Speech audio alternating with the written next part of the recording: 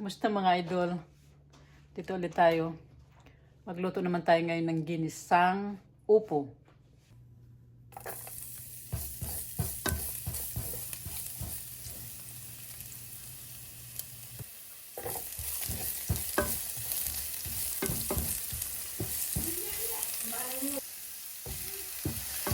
Kamatis. Para pampakulay ng sabaw.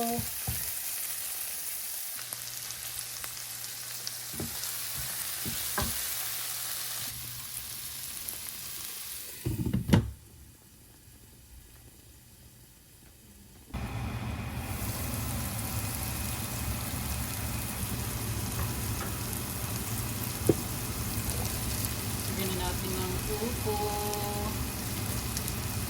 Upo.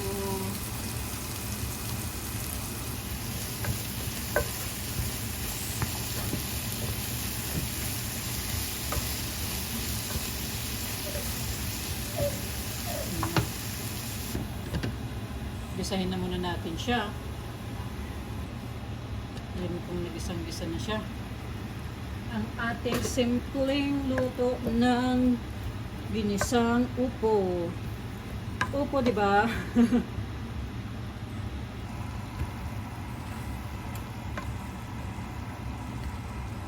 Tignan natin siya. Tignan natin ano ay durugin ng sardinas. Ganyan na lang. Upo na lang. Lagyan natin ng konting patis. Ang pagtitimpla natin. Okay na yan.